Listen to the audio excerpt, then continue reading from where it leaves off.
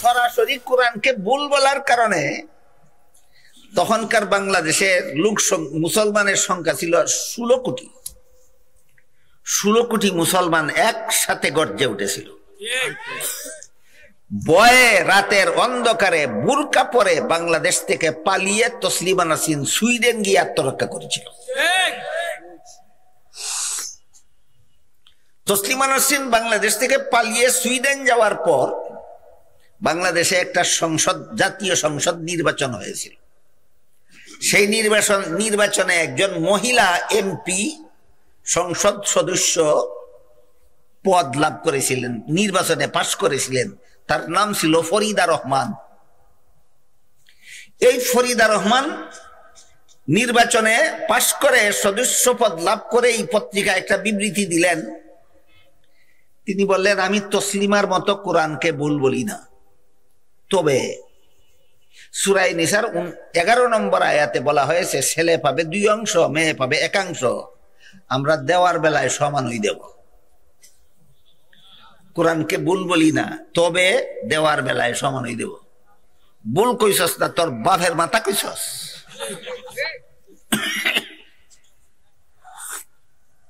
তারপরে বলে সমান দিলে গুনাহ হবে এমন কথা আল্লাহ কোরআনের কোথাও বলেননি, আমি সবটুকু কোরআন পরে দেখেছি। সমান দিলে গুনাহ হবে এমন কথা আল্লাহ কোরআনের কোথাও বলেননি। আমি শেষ কথাটা একটু পর্যালোচনা করি। তো ফরিদা রহমান বলেছিল যে সমান ছেলে মেয়েকে বাবার সম্পত্তি সমান সমান দিলে গুনাহ হবে এমন কথা বলে আল্লাহ কোরআনের কোন আয়াতে বলেননি। আমি 2-1টা আয়াতের মর্ম আপনাদের শোনাই। সূরা নিসার 11 নম্বর আয়াতে বলেছেন ছেলে পাবে 2 অংশ, মেয়ে পাবে 1 অংশ। 13 নম্বর আয়াতে বলেছেন আরো যে কে পাবে কত অংশ। 14 নম্বর আয়াতে বলেছেন এইগুলি আল্লাহর বিধান। 15 নম্বর আয়াতে বলেছেন যে মানবে না সে চিরকালের জন্য জাহান্নামে যাবে। এই বিধানগুলি লঙ্ঘন করলে চিরকালের জন্য জাহান্নামে যাবে কেন? যেহেতু কোনো গুনাহ হবে না, এই জন্য। মস্তক গান্দা হইলে কি এভাবেই হয়? তাহলে ফরিদা যে কোরআন সবটুকু ফিরে দেখছে, কোন আয়াতে আল্লাহ বলেননি গুনাহ হবে না। কোরআনের ফরিদার কোরআন পড়াটা কেমন? ফরিদার কোরআন পড়াটা কেমন এটা বোঝার জন্য আপনাদেরকে আরেকটা গল্প বলি। 4 ও 6 অন্ধ লোকের হাতি দেখার গল্প। 6 অন্ধ লোক গেছিল হাতি দেখতে। চোখ 2টা অন্ধ দেখবে কিভাবে? হাত বুলাইয়া দেখে। এক অন্ধ হাত বুলাইলো হাতির পিঠে, আর এক অন্ধ হাত বুলাইলো হাতির পেটে, আর এক অন্ধ হাত বুলাইলো হাতির পায়ে, আর এক অন্ধ হাত বুলাইলো হাতির লেজে, আর এক অন্ধ হাত বুলাইলো হাতির কানে, আর এক অন্ধ হাত বুলাইলো হাতির দাঁতে। এইভাবে হাতি দেখে অন্ধরা ফিরার পরে লোকেরা যখন জিজ্ঞেস করে অন্ধেরা হাতি কেমন দেখলা, যেই অন্ধ হাতির পিঠে হাত বুলাইছিল সে বলে হাতি খাটের মতো, যেই অন্ধ হাতির পেটে হাত বুলাইছিল সে বলে হাতি দানের গুলার মতো, যে অন্ধ হাতির পায়ে হাত বুলাইছিল সে বলে হাতি কলা গাছের মতো, যে অন্ধ হাতির লেজে হাত বুলাইছিল সে বলে হাতি লাঠির মতো, যে অন্ধ হাতির কানে হাত বুলাইছিল সে বলে হাতি কুলার মতো, যে অন্ধ হাতির দাঁতে হাত বুলাইছিল সে বলে হাতি মূলার মতো। আপনারা কি বলেন, হাতি কুলার মতো না মূলার মতো? এই অন্ধের দলে আত্মী যেমন দেখা দেখছে, ফরিদায় কোরআন তেমন শিখা শিখছে।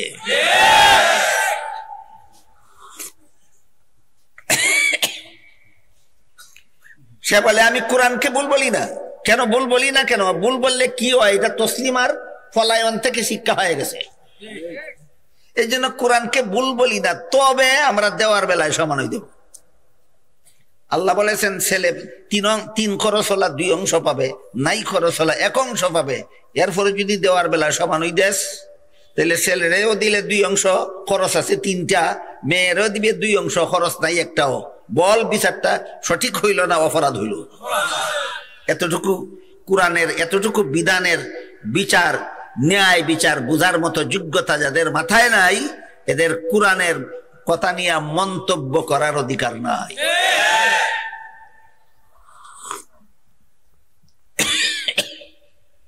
উদাহরণগুলি কিসের দিলাম? যে কোরআনের সব কথাকে সঠিক বলে বিশ্বাস করার নাম ঈমান।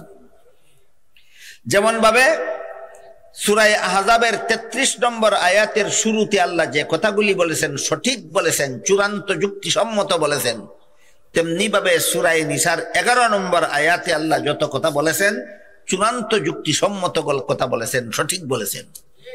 বিশ্বাস করার নাম ঈমান। আমি আমার সামান্য অভিজ্ঞতার থেকে বলছি, আমার অনুসন্ধানের দ্বারা আমার কাছে যা ধরা পড়েছে, আমাদের দেশের জনসাধারণ মুসলমান যারা, এদের মনোভাবটা এমন, এরা বলে আমরা যুক্তি বুঝি না, তর্ক বুঝি না, জ্ঞান বুঝি না, বিজ্ঞান বুঝি না, দর্শন বুঝি না, আমরা একটা কথাই বুঝি, আল্লাহ যা বলেছে ঠিকই বলেছে। এই দাবি জনসাধারণ মুসলমানের। এটা হলো সবচেয়ে বড় নির্ভেজাল ঈমান।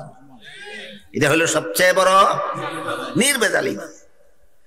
অনেক বড় বড় শিক্ষিত পণ্ডিত আছে যারা বলে কোন যুক্তিতে মহিলা বসবাসের ঘরে বসে থাকবে, কোন যুক্তিতে ছেলেকে 2 অংশ মেয়েকে 1 অংশ দিবা, কোন যুক্তিতে। এই কোন যুক্তিতে প্রশ্ন করার কারণে একজন মহাপণ্ডিতের কি ভয়ঙ্কর পরিণতি হয়েছিল একটু শুনুন।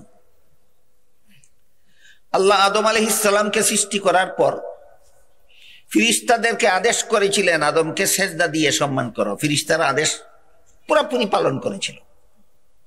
ইবলিসকে যখন আদেশ করলেন আদমকে সেজদা দিয়ে সম্মান করো, ইবলিস বলল কোন যুক্তিতে? এই যে কোন যুক্তিতে, ওই জগতে সর্বপ্রথম কোন যুক্তিতে প্রশ্ন এই মুখ থেকে বের হয়। আল্লাহর বিধানের বিরুদ্ধে বলে কোন যুক্তিতে। ইবলিসের এই যুক্তির কথাটা উল্লেখ করে আল্লাহ কোরআনে বলেন, ইবলিস জবাব দিয়েছিল খালাকতানি মিন নারি ওয়া খালাকতাহু মিন তিন। এর অর্থ হলো আদম সৃষ্টি করেছেন মাটির দ্বারা, যে মাটির মধ্যে অন্ধকার থাকে। ইবলিস সৃষ্টি করেছেন আগুন দ্বারা, যে আগুনের মধ্যে আলো থাকে। আর অন্ধকারের চেয়ে আলো ভালো সবাই জানে, তাই অন্ধকারাচ্ছন্ন মাটির তৈরি আদমের চেয়ে আলোকিত আগুনের দ্বারা তৈরি ইবলিস শ্রেষ্ঠ। শ্রেষ্ঠ হয়ে নিকৃষ্টকে সম্মান করবে কোন যুক্তিতে? কেমন চমৎকার! এই ঘটনার আগে ইবলিস ৮০,০০০ বছর আল্লাহর ইবাদত করেছিল। আদমকে সেজদা করার ঘটনার আগে ইবলিস কতদিন আল্লাহর ইবাদত করেছিল? ৮০,০০০ বছর। কোন যুক্তিতে বলার সাথে সাথে ৮০,০০০ বছরের ইবাদতের সব ধ্বংস হয়ে গেল। ৮০,০০০ বছর ইবাদত করার পরে আল্লাহ ইবলিসকে সমস্ত পৃথিবীর রাজত্ব দান করেছিলেন। কোন দেশের? সমস্ত পৃথিবীর রাজত্ব দান করেছিলেন। সমস্ত পৃথিবীর রাজত্ব তার হাত থেকে ছিনিয়ে নেওয়া হলো। জান্নাতে বসবাস করার ফ্যাসিলিটি দিয়েছিলেন, জান্নাত থেকে বহিষ্কার করে দেওয়া হলো। আর বলে দেওয়া হলো উখরুজ ফাইন্নাকা রাজিম, জান্নাত থেকে বের হয়ে যা, তুই চিরকালের জন্য আল্লাহর রহমত থেকে বিতাড়িত। কোন যুক্তিতে এক প্রশ্নের 4 পুরস্কার? কোন যুক্তিতে এক প্রশ্নের 1 নম্বর পুরস্কার ৮০,০০০ বছরের ইবাদতের সব ধ্বংস। 2 নম্বর পুরস্কার সমস্ত পৃথিবীর রাজত্ব ছিনিয়ে নেওয়া হলো। 3 নম্বর পুরস্কার জান্নাত থেকে বহিষ্কার করে দেওয়া হলো। 4 নম্বর পুরস্কার চিরকালের জন্য অভিশপ্ত। এই ইবলিসের কাহিনী আল্লাহ কোরআনের শুরু থেকে শেষ পর্যন্ত বারবার বারবার বারবার বলেছেন। কেন? এই কথাটা বোঝাবার জন্য কিয়ামত পর্যন্ত যারা আল্লাহর বিধানের বিরুদ্ধে কোন যুক্তিতে প্রশ্ন করবে, ইবলিসের 4 পুরস্কার তাদের জন্য বরাদ্দ থাকবে। এই পর্যন্ত কথাগুলি যারা মনোযোগে শুনেছেন, বুঝেছেন, এবার বলুন কোরআনের কত কথা সঠিক? এই বিশ্বাসটার নামই। তাই আল্লাহ বলেন মান আমিলা সালিহাম মিন যাকারিন আও উনসা ওয়া হুয়া মুমিন। কোরআনের সব কথা সঠিক বলে বিশ্বাস করে যদি কেউ মুমিন হয় আর আমল ভালো করে। এবার বুঝি আমল ভালো কাকে বলে। দুই প্রকারের কাজকে কোরআন হাদিসের ভাষায় নেক আমল বলা হয়। এক প্রকার কাজ হলো যে কাজের আদেশ করেছেন আল্লাহ অথবা আল্লাহর রাসূল কোরআন এবং হাদিসের মাধ্যমে। আল্লাহ কোরআনের মাধ্যমে, রাসূল হাদিসের মাধ্যমে মানুষকে যত কাজের আদেশ করেছেন, এইগুলির নাম আমল ভালো, নেক আমল। আর 2 নম্বর হলো সরাসরি আদেশ করেননি, কিন্তু উৎসাহ দিয়েছেন। আল্লাহ কোরআনের কোন আয়াতের মাধ্যমে বান্দাকে কোনো কাজের উৎসাহ প্রদান করেছেন, রাসূল কোন হাদিসের মাধ্যমে উম্মতকে কোনো কাজের উৎসাহ প্রদান করেছেন, সেটার নাম নেক আমল। আল্লাহ এবং আল্লাহ রাসূলের আদিষ্ট কাজের নাম নেক আমল, উৎসাহ দেওয়া কাজের নামও নেক আমল। যেমন এক হাদিসে আল্লাহ রাসূল বলেন, ইন্নাল্লাহা ফারাদা সিয়ামা রামাদানা আলাইকুম ওয়া সানানতু লাকুম কিয়ামাহু ফামান সামাহু ওয়া কামাহু ঈমানান ওয়া ইহতিসাবান খারাজা মিন যুনুবিহি কায়াউমিন ওয়ালাদাতহু উম্মুহু আও কামা ক্বালা আলাইহিস সালাতু ওয়াস সালাম। রাসূল বলেন, আল্লাহ রমজান মাসে রোজা রাখা তোমাদের জন্য ফরজ করেছেন। রাতের বেলায় তারাবিহের নামাজ আমি রাসূল তোমাদের জন্য সুন্নত করেছি। কাজেই যেই ব্যক্তি ঈমান ঠিক রাখার পর, ওই যে কোরআনের সব কথার প্রতি বিশ্বাস ঠিক রাখার পর, ঈমান ঠিক রাখার পর রমজান মাসে রোজা রাখবে দিনের বেলায়, রাতের বেলায় তারাবিহের নামাজ পড়বে, আল্লাহর কাছে সুফল পাওয়ার আশায় আল্লাহ তাকে জীবনের সমস্ত গুনাহ মাফ করে দিবেন। যে সমস্ত গুনাহ মাফ করে দিবেন বলে তারাবিহের নামাজের উৎসাহ প্রদান করেছেন রাসূল করিম সাল্লাল্লাহু আলাইহি ওয়াসাল্লাম। কাজেই আল্লাহ যে কাজের আদেশ করেছেন অথবা রাসূল যে কাজের আদেশ করেছেন, আর আল্লাহ এবং রাসূল যে কাজের উৎসাহ প্রদান করেছেন, এই কাজগুলির নাম নেক আমল। আল্লাহ বলেন, কোন মানুষ যদি মুমিন হয় আর নেক আমল করে, তাহলে ওই মানুষটা পুরুষ হোক অথবা নারী হোক। মানুষ বললে কি নারী পুরুষ উভয়কে বোঝায় না? তাহলে আবার নারী পুরুষ উল্লেখ করলেন কেন? আরেকটা কথা বোঝাবার জন্য, সেটা হলো আল্লাহর দৃষ্টিতে নারী পুরুষ এক ক্ষেত্রে সমান। যোগ্যতার বেলায় ব্যবধান, কাজের বেলায় ব্যবধান, কর্মস্থলের বেলায় ব্যবধান, আল্লাহর কাছে পুরস্কার পাওয়ার বেলায় সমান। বুঝে থাকলে বলুন, নারী পুরুষের ব্যবধান 3 ক্ষেত্রে। নারী পুরুষের ব্যবধান 3 ক্ষেত্রে: যোগ্যতায় ব্যবধান, কাজে ব্যবধান, কর্মস্থলে ব্যবধান। যোগ্যতায় ব্যবধান, কাজে ব্যবধান, কর্মস্থলে ব্যবধান, আল্লাহর কাছে পুরস্কার পাওয়ার বেলায় সমান। এই কথাটা বোঝাবার জন্য নারী আর পুরুষ আবার উল্লেখ করে বলছে। যোগ্যতায় ব্যবধান কেমন, এটা প্রথমেই আলোচনা হয়ে গেছে।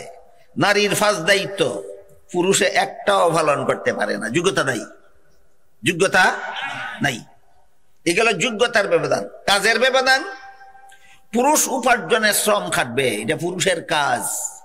মহিলা পুরুষের উপার্জিত সম্পদ শুধু মুখ দখল করবে, উপার্জনের শ্রম খাটা মহিলার কাজ নয়। কাজে ব্যবধান হইল কিনা? কাজে ব্যবধান। কর্মস্থলে ব্যবধান, উপার্জনের শ্রম খাটবে পুরুষ নিজের ঘরে বসে বসে না ঘরের বাইরে গিয়ে, আর মহিলা তার জীবনের দায়িত্বগুলি পালন করবে মাঠে ময়দানে না ঘরের ভিতরে। এই গেল কর্মস্থলের ব্যবধান। নারীতে পুরুষের 3 ক্ষেত্রে ব্যবধান: যোগ্যতায় ব্যবধান, কাজে ব্যবধান, কর্মস্থলে ব্যবধান, কিন্তু আল্লাহর কাছে পুরস্কার পাওয়ার বেলায় সমান। সংসারের কাজেও নারী পুরুষ ব্যবধান আছে, যেমন বললাম। ধর্মের কাজেও অনেক কাজেই নারী পুরুষের ব্যবধান আছে। ধর্মের অনেক কাজে নারী পুরুষের ব্যবধান আছে। যেমন এক হাদিসে রাসূল করিম সাল্লাল্লাহু আলাইহি ওয়াসাল্লাম বলেন, খায়রু মাসাজিদিন নিসায়ে কারু বুয়ুতিহিন্না, নারীদের শ্রেষ্ঠ মসজিদ তাদের ঘরের কোণা। নারীদের শ্রেষ্ঠ মসজিদ ঘরের কোণা। এক মহিলা রাসূলের কাছে অনুমতি চাইল যে, আপনি অনুমতি দিলে মদিনা শরীফের মসজিদে আপনার ইমামতিতে যখন 5 বেলার নামাজের জমাত চলে, আমি সেই জমাতে শরীক হতে চাই আপনার অনুমতি সাপেক্ষে। কারণ মদিনা শরীফের জমাতে শরীক হইলে 1 রাকাতে 50,000 রাকাতের সমান সওয়াব পাওয়া যায়। আল্লাহ রাসূল মহিলাকে অনুমতি না দিয়া বললেন, এই সওয়াবটাই তুমি ঘরের কোণায় একা নামাজ পড়লে পাইবা। পুরুষ মসজিদের জমাতে শরীক হয়ে নামাজ পড়লে যেই সওয়াব, মহিলা ঘরের কোণায় একা নামাজ পড়লে সেই সওয়াব। ও যৌক্তিক। যুক্তি কোথায়? আপনারা যদি বলেন 2-3 মিনিট ধৈর্য ধরে যুক্তিটা শুনবেন, তাহলে যুক্তিটা বলবো। পুরুষ মসজিদের জমাতে নামাজ পড়ে যেই সব, মহিলা ঘরের কোনায় একা নামাজ পড়ে সেই সব। কোন যুক্তিতে আছে ইসলামে এমন কোন বিধান যার পক্ষে কোনো যুক্তি নাই? যুক্তি নাই? যুক্তি আছে, এইটারও যুক্তি আছে। এবার যুক্তিটা শোনেন। ধরেন আপনার একটা 6 মাসের শিশু বাচ্চা আছে, আপনি তার বাবা, আপনার জন্য তো মসজিদে গিয়ে জমাতের নামাজ পড়া সুন্নত। এই 6 মাসের বাচ্চাটাকে নিয়ে যাবেন মসজিদে না ঘরে রেখে যাবেন? আগে সিদ্ধান্ত। না না, আগেই ঘরে রেখে যাবেন কেন? আগে নিয়ে যান না, দেখা যাক অবস্থাটা কি দাঁড়ায়। 6 মাসের শিশু বাচ্চাটা কুলে নিয়ে মসজিদে গিয়ে জমাতের নামাজ, আসরের 4 রাকাত নামাজে ইমামের পিছনে শরীক হইলেন। 4 রাকাত নামাজের সালাম ফিরবার আগ পর্যন্ত পেশাব পায়খানা করবে না, গ্যারান্টি আছে। যদি 1 রাকাতের পরে পেশাব করে দেয়, 2 রাকাতের পরে পেশাব করে দেয়, 3 রাকাতের পরে পায়খানা করে দেয়, সালাম ফিরাবার আগেই যদি তার পেটে খিদা লাগে খাওয়ার জন্য কান্না জুড়ে দেয়, আপনার নমাজের কি অবস্থা হবে? আপনার সাইডম্যানের নমাজের কি অবস্থা হবে? মসজিদের কি অবস্থা হবে? কাজী 6 মাসের বাচ্চা সাথে নিয়ে মসজিদের জমাতে যাওয়ার কোনো উপায় নাই তার বাবার। বাধ্য হইয়া ঘরে রেখে যেতে হবে। চাচার কাছে বাচ্চার না মায়ের কাছে? আপনি যখন আপনার 6 মাসের শিশু বাচ্চাটা তার মায়ের কাছে ঘরে রেখে গিয়ে মসজিদে ইমামের পিছনে জমাতে দাঁড়ালেন, আমার বাচ্চাটা পেশাব করে দিল কিনা এমন কোনো টেনশন আসবে? পায়খানা করে দিল কিনা? আমার বাচ্চাটা ক্ষুধার্ত হইল কিনা? কেন? তার দেখাশোনা করার জন্য জিম্মাদার আছে মা। তাহলে আপনি মসজিদে গিয়া জমাতের সাথে শান্ত মানে নামাজ পড়তে পারলেন আপনার বাচ্চার মায়ের অবদানে। আর ইসলামের বিধান হইল, যার অবদানে কেউ কোনো নেক কাজের সুযোগ পায়, ওই লোকে নেক কাজ করে যেই সওয়াব, যার কারণে সুযোগ পেল সে না করে সেই সব।